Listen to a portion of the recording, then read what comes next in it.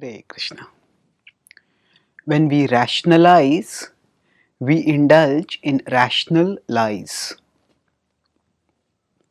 Rationalize is to give some intellectual reasons to justify something which is wrong and which we know is wrong. It is rationalize is basically specious argumentation to make the wrong seem right.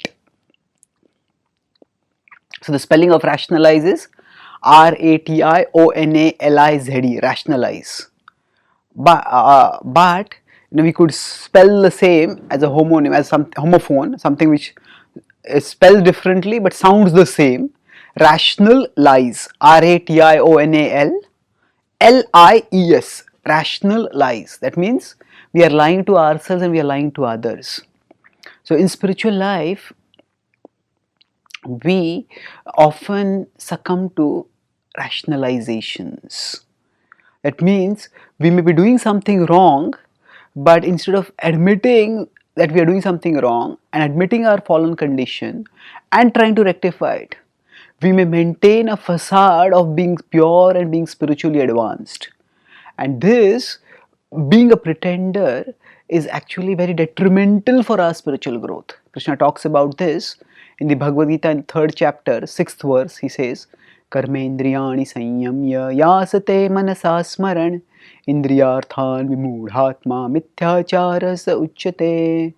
So he says, Karmendriyani sanyamya. Sanyamya, when one tries to control one's senses, yasate manasa smaran, but one still keeps remembering internally. Indriyarthan vimudhatma.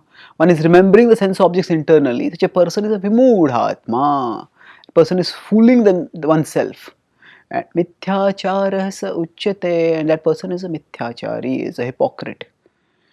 So that means Krishna is saying over here that if we are externally acting as if we are renounced, but internally we are dwelling on the sense objects and we are fantasizing about when and how we can enjoy those sense objects, then this is pretense. This is rationalization.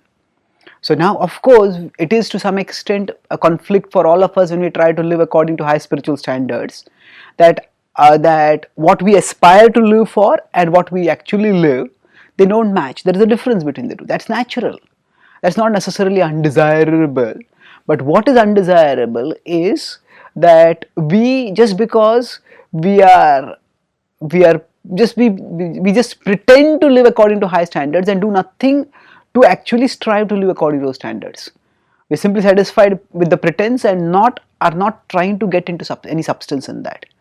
And when we rationalize saying, oh, it's all right, everyone is like this, and this is how life goes on, it's one thing to be fallen, it's quite another thing to reason and rationalize one's fallen state and do nothing to rectify it. So we need to move from rationalization to rectification. And that movement from rationalization to rectification happens through purification. Purification happens through the practice of bhakti. So even if we have fallen, we don't have to become discouraged, we don't have to beat ourselves up with guilt.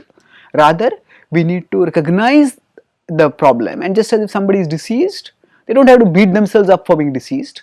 They simply have to take the medicine wholeheartedly and then they can be cured. Similarly, we need to wholeheartedly take to the process of bhakti. Without trying to boost the pretense, we try to bring substance by the wholehearted practice of bhakti. And instead of rationalization, when we do rectification by the practice of bhakti, then there will be elevation through purification. And then we will no longer need to succumb to rational lies, because we will be elevated and healed spiritually by our devotional connection with Krishna and the higher satisfaction which we find therein, which will make us immune to lower temptations. Thank you. Hare Krishna.